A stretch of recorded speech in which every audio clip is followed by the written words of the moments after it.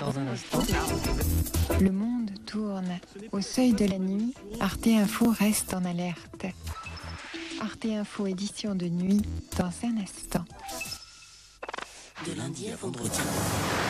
Athènes, Alexandrie, Carthage, Rome.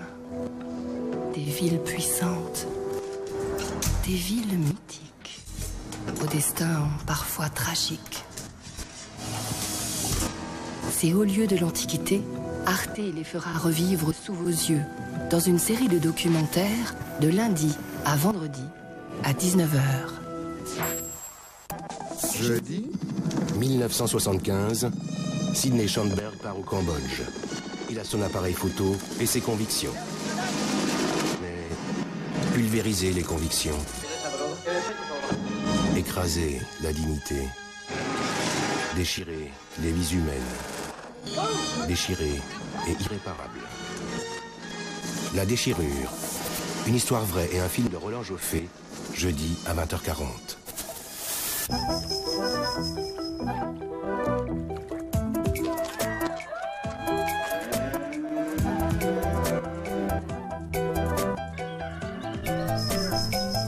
Arte, vivons curieux.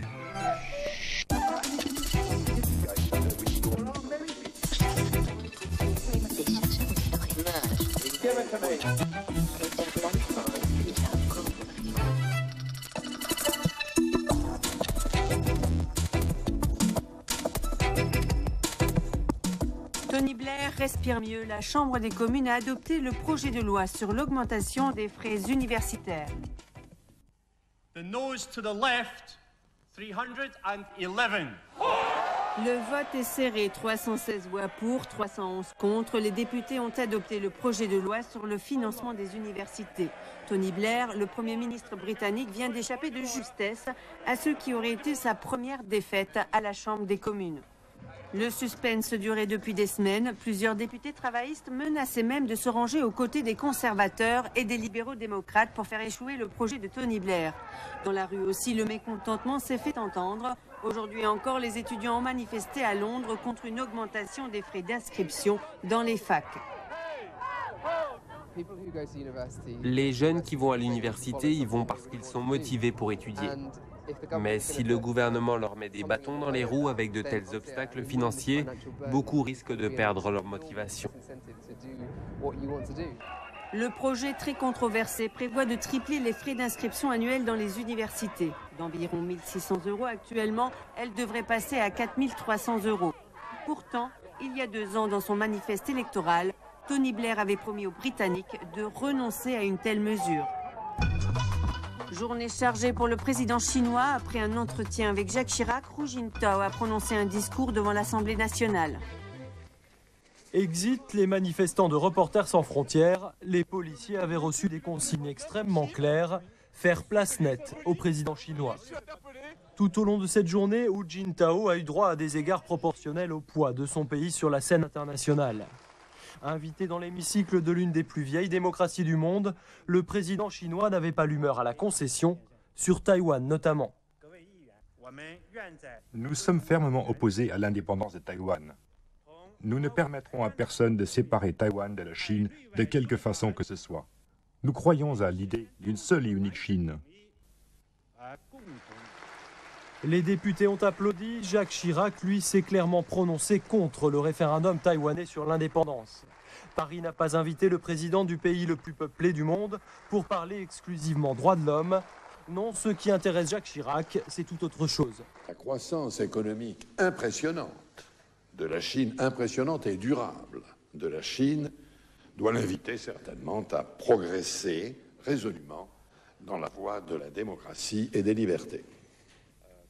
Les échanges commerciaux entre les deux pays s'élèvent à 15 milliards d'euros, une somme qui ne représente qu'un petit % et demi des échanges chinois. Alors pour ouvrir en grand les portes de cet immense marché, on n'a reculé devant aucun sacrifice. Et c'est notre bonne vieille Tour Eiffel qui a endossé les couleurs de la Chine. Journée de mémoire aux victimes du nazisme en Allemagne. Le 27 janvier 1945, les troupes alliées libèrent le camp d'Auschwitz. Une visite au musée juif de Berlin, devenu le lieu le plus visité de la capitale. Celle-ci prend un sens particulier puisque le pays dans son entier se souvient aujourd'hui des victimes du nazisme. Le musée juif est devenu un passage obligé pour de nombreux jeunes Allemands. Dans quelques mois, ces lycéens de Magdebourg passent leur bac. Au programme, les pages sombres de l'histoire allemande. C'est intéressant et même nécessaire. Mais d'un autre côté, on parle de l'Holocauste en cours d'allemand, en cours d'anglais, en histoire et même en éducation civique. C'est devenu un vrai serpent de mer. Et pourtant, c'est aux jeunes générations que s'adresse cette journée. Lors de la cérémonie officielle au Parlement allemand, ils ont leur place dans l'hémicycle. Ces jeunes Allemands, Français et Polonais sont au terme d'un voyage d'études d'une semaine qui leur a fait découvrir Auschwitz, mais aussi leur rapport à l'histoire. En Pologne, cette période de l'histoire, on s'y intéresse plus par obligation, tandis que les Allemands se sentent plus concernés.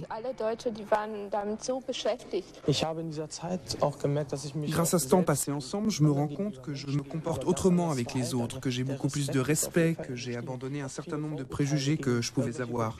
Ça m'a vraiment rendu différent. Je trouve qu'on a un travail sur le passé qui n'est pas aussi abouti qu'en Allemagne. Par exemple, j'ai appris dernièrement pas mal de choses sur les camps d'internement qu'il y a eu en France. Il y en a eu des où il y avait 65 000 personnes et on en parle très peu. Parler pour sensibiliser, pour éviter les dérapages. En France comme en Allemagne, des agressions antisémites ont fait la une des journaux ces dernières semaines. Je crois qu'une journée comme celle-là, d'autant qu'elle n'existe pas seulement en Allemagne maintenant, mais qu'elle est généralisée à tous les pays européens, c'est une mise en garde et que ça peut servir de prévention à condition que chaque fois qu'on approche de ces tragédies, on sache l'analyser dans son contexte historique. Connaître le passé pour mieux construire l'avenir de l'Europe, c'est la tâche qui attend ces lycéens. Et maintenant, le reste de l'actualité en bref. Action anti-américaine en Irak, 3 djihadistes ont été tués, un autre blessé dans un attentat à l'explosif à Khaldilia, à l'ouest de Bagdad. Les Américains ont riposté, faisant un mort et un blessé côté irakien. Un peu plus tard, ce sont 2 employés de la chaîne américaine CNN qui ont été tués dans une embuscade près de Bagdad. L'ancien dictateur argentin Videla, arrêté en Argentine à la demande de l'Allemagne. Videla et 2 autres chefs de la dernière dictature militaire qu'a connue l'Argentine de 1976 à 1983 pourraient être jugés par l'Allemagne pour leur responsabilité dans le meurtre de 2 étudiants allemands opposants au régime. Les combats quasi quotidiens dans le nord du Soudan ont provoqué un déplacement massif de la population. Médecins sans frontières, seule ONG installée à la frontière soudano-tchadienne, doit faire face à un afflux de réfugiés. Depuis décembre, plus de 35 000 sont arrivés au Tchad. Les combats opposent rebelles et forces gouvernementales soudanaises. Violence également en Afghanistan. Un soldat canadien et un civil afghan ont été tués dans un attentat suicide à Kaboul. 3 autres militaires canadiens et au moins 10 civils ont été blessés. Les soldats de l'ISAF, la Force internationale d'assistance à la sécurité, patrouillaient dans le sud-ouest de la capitale lorsqu'un homme s'est approché d'eux et a fait sauter sa ceinture d'explosifs. Philadelphie courtise la communauté gay, berceau de l'indépendance, la 2e ville des États-Unis, la nouvelle patrie du tourisme gay. Philadelphie, pas vraiment un symbole, a priori, de vie nocturne débridée avec clubs, bars en tout genre et restaurants de premier choix. Plutôt voyage d'études que destination de vacances. Jusqu'ici, le nom de Philadelphia est avant tout associé à l'histoire des États-Unis. Liberty Bell, Benjamin Franklin, Philadelphia, c'est surtout le berceau de l'indépendance et de la démocratie américaine. Détrompez-vous, la nouvelle Philadelphie n'a plus rien à voir avec tout cela, c'est du moins l'image qu'elle cherche à vendre. Philadelphie aujourd'hui, c'est aussi le berceau de l'homosexualité et la nouvelle patrie du tourisme gay. Pour le PDG de l'agence marketing Altus, chargé d'une campagne publicitaire destinée à attirer un maximum de gays dans la 2e ville des États-Unis, l'objectif numéro 1 est évident.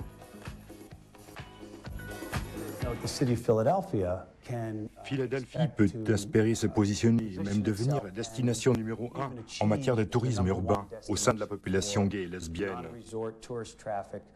Ça représente un gros marché de 54 milliards de dollars. Une affaire de gros sous donc, mais rien de déshonorant à cela, du moins aux États-Unis. Et puis apparemment, Philadelphie a tout pour satisfaire les touristes gays. Les homosexuels rêvent des mêmes destinations que les autres, et les raisons pour lesquelles ils veulent s'y rendre sont les mêmes que pour tous les autres. Ils viennent pour la culture, pour nos musées, ils viennent pour l'histoire. Et ça, Philly n'en manque pas, sans compter que la ville a su créer une atmosphère favorable aux homosexuels, un environnement gay-friendly, un point essentiel pour cette clientèle. Une petite visite à l'association du tourisme gay et lesbien nous le confirme. Mais à quel point Philadelphie est-elle gay-friendly? Et plus important encore, qu'est-ce qu'une ville accueillante pour les homosexuels? Premier exemple, l'hôtel gay-friendly, l'Alexander Inn en plein cœur du quartier gay de Philadelphie. Son propriétaire est fier de diriger le seul hôtel dont le propriétaire est gay. Le personnel, lui aussi, est exclusivement gay, raison pour laquelle la clientèle, elle aussi, est essentiellement homosexuelle.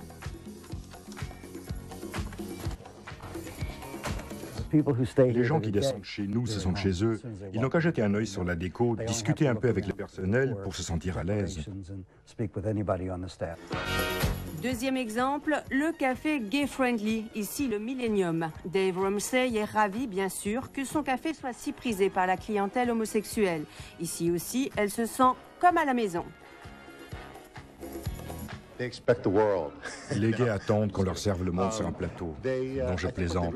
Ce que les gays et lesbiennes recherchent, c'est un espace dans lequel ils peuvent se sentir bien.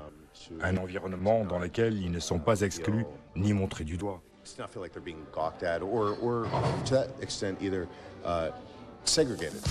Et voilà pour ce tour d'horizon de la nouvelle et surtout très homophile Philadelphie, une image moderne qu'elle met en avant tant au niveau national qu'international. Ça ne fait aucun doute, je crois.